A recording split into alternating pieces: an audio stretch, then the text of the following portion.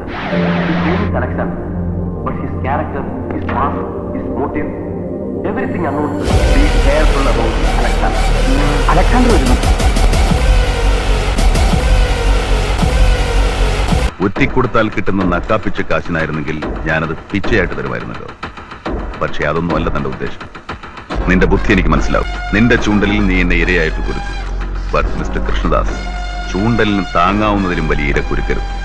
വന്ന മീനൊട്ട് തിന്നാനും പറ്റില്ല, കൊളുത്തിയ ചൂണ്ടൽ ഒടുകയും ചെയ്യും.